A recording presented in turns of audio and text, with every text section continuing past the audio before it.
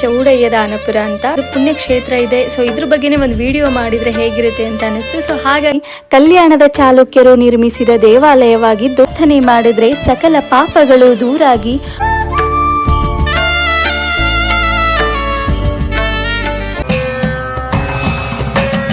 ಶೈಲಿಯಲ್ಲಿರುವ ಏಕೈಕ ಕೋಟೆ ದೇವಾಲಯವಾದ ಮುಕ್ತೇಶ್ವರ ನವರಂಗಕ್ಕೆ ತಲುಪಲು 2 ದ್ವಾರಗಳನ್ನು ನಿರ್ಮಿಸಲಾಗಿದೆ.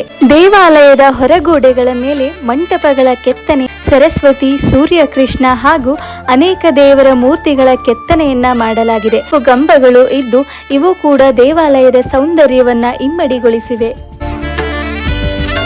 ಅವರು ತಮ್ಮ ಕೊನೆಯ ದಿನಗಳನ್ನ ಈ ಸ್ಥಳದಲ್ಲೇ ಕಳೆದರೆಂದು ಹೇಳಲಾಗುತ್ತೆ.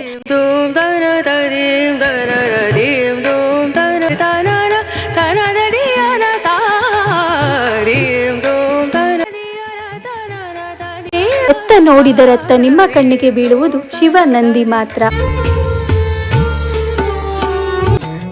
ಹಾಗೆ ಈ ವಿಡಿಯೋ ಕೊನೆಯವರೆಗೂ ನೋಡ್ತಾ ಇರಿ. ಹಾಗೂ ನಾನು ಎಷ್ಟು ಲಿಂಗಗಳನ್ನು ತೋರಿಸಿದ್ದೀನಿ ಅಂತ.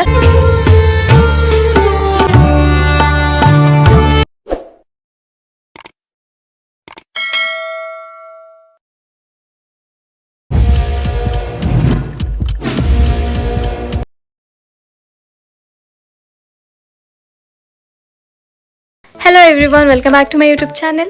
ಸೊ ಇವತ್ತು ನಾನು ಬಂದಿದ್ದೀನಿ ನಾನು ಹುಟ್ಟಿ ಬೆಳೆದಂತಹ ನನ್ನ ನೇಟಿವ್ ಪ್ಲೇಸ್ಗೆ, ಚೌಡಯ್ಯ ದಾನಪುರ ಅಂತ, ರಾಣೆಬೆನ್ನೂರು ತಾಲೂಕ್, ಹಾವೇರಿ ಡಿಸ್ಟಿಕ್ ಅಲ್ಲಿ ಇರೋದು. ನಮ್ಮೂರಲ್ಲಿ ಒಂದು ಪುಣ್ಯಕ್ಷೇತ್ರ ಇದೆ. ಸೊ ಇದ್ರ ಬಗ್ಗೆನೇ ಒಂದು ವಿಡಿಯೋ ಮಾಡಿದ್ರೆ ಹೇಗಿರುತ್ತೆ ಅಂತ ಅನಿಸ್ತು. ಸೊ ಹಾಗಾಗಿ ಇವತ್ತು ಟೆಂಪಲ್ಗೆ ಬಂದು ವಿಡಿಯೋ ಮಾಡಿಕೊಂಡು ಇದ್ರ ಬಗ್ಗೆ ಒಂದು ಸಣ್ಣದಾಗಿ ಒಂದು ಕಿರು ಪರಿಚಯ ಕೊಡೋಣ ಅಂತ ಅನಿಸ್ತು. ಸೊ ಹಾಗಾಗಿ ನಾನು ಈ ವಿಡಿಯೋನ ಶೂಟ್ ಮಾಡಿದೆ. ಇದು ನಾನು ಹುಟ್ಟಿ ಬೆಳೆದಿರೋ ಅಂತ ಊರು ಅಂತ ಹೇಳ್ಕೊಳ್ಳೋದಕ್ಕೆ ನಂಗೆ ನಿಜವಾಗ್ಲೂ ಪ್ರೌಡ್ ಫೀಲ್ ಇದೆ. ಅದ್ಭುತವಾದ ಕಲಾ ಕೆತ್ತನೆಗಳಿಂದ ಕೂಡಿರುವ ಚೌಡಯ್ಯ ದಾನಪುರದ ಮುಕ್ತೇಶ್ವರ ದೇವಾಲಯವು ಸುಮಾರು 11 ಅಥವಾ 12 ಶತಮಾನದಲ್ಲಿ ಕಲ್ಯಾಣದ ಚಾಲುಕ್ಯರು ನಿರ್ಮಿಸಿದ ದೇವಾಲಯವಾಗಿದ್ದು, ಈ ಕ್ಷೇತ್ರದಲ್ಲಿ ಪರಮೇಶ್ವರನು ಸ್ವಯಂಭೂವಾಗಿ ನೆಲೆಸಿ ಭಕ್ತರನ್ನ ಹರಸುತ್ತಿದ್ದಾರೆ.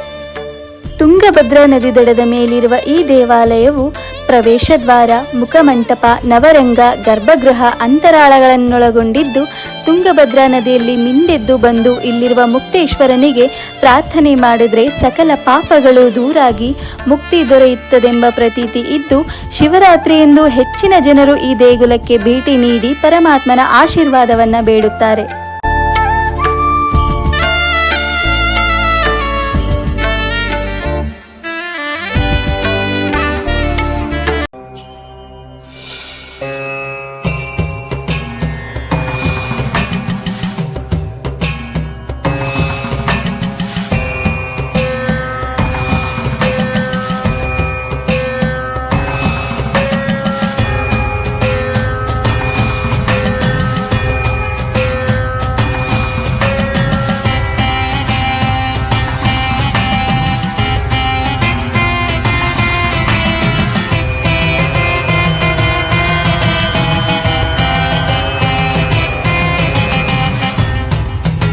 ಜಕಣಾಚಾರ್ಯರ ಶೈಲಿಯಲ್ಲಿರುವ ಏಕೈಕ ಕೋಟೆ ದೇವಾಲಯವಾದ ಮುಕ್ತೇಶ್ವರ ದೇವಾಲಯದ ಅಂತರಾಳದಲ್ಲಿ ಜಾಲರಂಧ್ರದ ಕೆತ್ತನೆಯನ್ನ ಸೂಕ್ಷ್ಮವಾಗಿ ಕೆತ್ತಲಾಗಿದ್ದು, ನವರಂಗಕ್ಕೆ ತಲುಪಲು 2 ದ್ವಾರಗಳನ್ನು ನಿರ್ಮಿಸಲಾಗಿದೆ.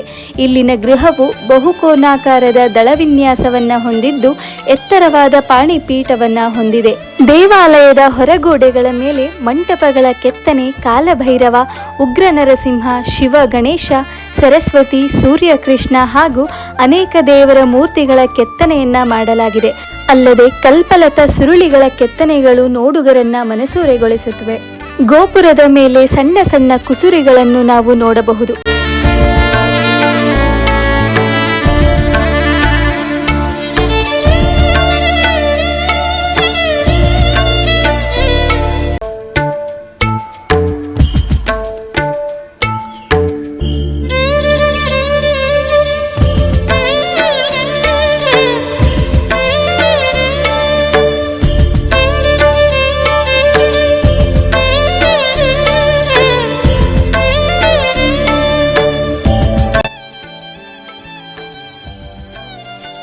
ದೇವಾಲಯದ ಒಳಭಾಗದಲ್ಲಿ ಹೆಚ್ಚಿನ ಕಲಾ ಕುಸುರಿಗಳಿಂದ ಕೂಡಿರುವ ನುಣುಪು ಗಂಬಗಳು ಇದ್ದು ಇವು ಕೂಡ ದೇವಾಲಯದ ಸೌಂದರ್ಯವನ್ನ ಇಮ್ಮಡಿಗೊಳಿಸಿವೆ.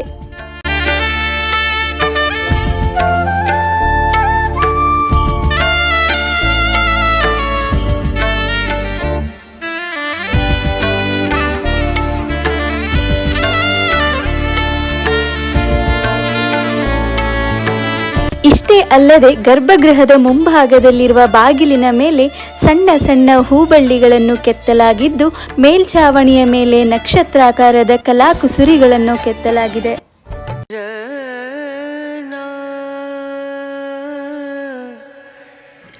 ದೇವಾಲಯದ ಸಮೀಪದಲ್ಲಿಯೇ ಶ್ರೇಷ್ಠ ವಚನಕಾರರಾದ ಅಂಬಿಗರ ಚೌಡಯ್ಯನವರ ಐಕ್ಯ ಮಂಟಪವಿದ್ದು ಆ ಸ್ಥಳವನ್ನು ಕೂಡ ಈ ದೇವಾಲಯಕ್ಕೆ ಭೇಟಿ ನೀಡಿದವರು ಕಣ್ತುಂಬಿಕೊಳ್ಳಬಹುದಾಗಿದೆ. ಮೊದಲು ಶಿವಪುರ ಎಂಬ ಹೆಸರಿನಿಂದ ಕರೆಯುತ್ತಿದ್ದ ಈ ಊರನ್ನ 12ನೇ ಶತಮಾನದಲ್ಲಿ ಅಂಬಿಗರ ಚೌಡಯ್ಯನವರಿಗೆ ದಾನವಾಗಿ ನೀಡಲಾಯಿತು. ಹೀಗಾಗಿ ಶಿವಪುರ ಎಂಬ ಹೆಸರಿದ್ದ ಈ ಊರಿಗೆ ಚೌಡಯ್ಯದಾನಪುರ ಎಂಬ ಹೆಸರು ಬಂದಿದೆ ಎಂದು ಹೇಳಲಾಗಿದೆ. ಚೌಡಯ್ಯನವರು ತಮ್ಮ ಕೊನೆಯ ದಿನಗಳನ್ನ ಈ ಸ್ಥಳದಲ್ಲೇ ಕಳೆದರೆಂದು ಹೇಳಲಾಗುತ್ತೆ.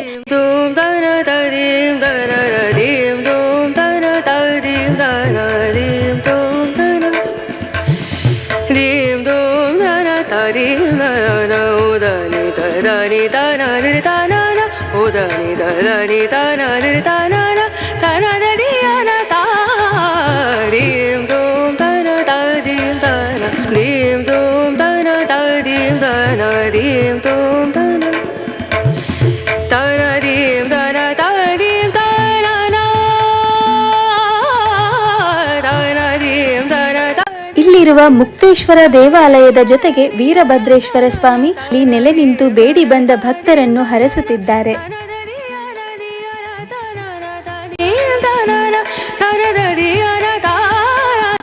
ಎತ್ತ ನೋಡಿದರತ್ತ ನಿಮ್ಮ ಕಣ್ಣಿಗೆ ಬೀಳುವುದು ಶಿವ ನಂದಿ ಮಾತ್ರ.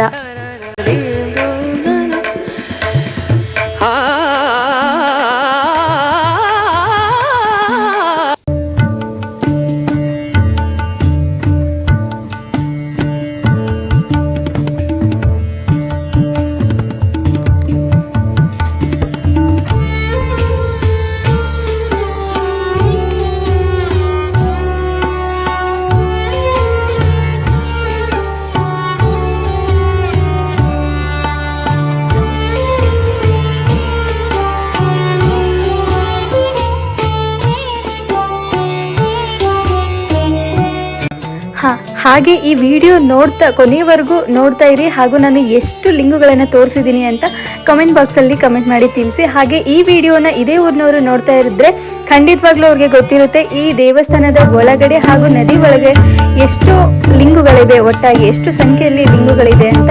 ಯಾರಾದರೂ ಈ ವಿಡಿಯೋ ನೋಡ್ತಾ ಇದ್ರೆ ಅದೇ ಊರಿನವರು ಕಮೆಂಟ್ ಬಾಕ್ಸಲ್ಲಿ ಕಮೆಂಟ್ ಮಾಡಿ ತಿಳಿಸಿ ಒಟ್ಟು ಎಷ್ಟು ಲಿಂಗುಗಳಿದೆ ಅಂತ.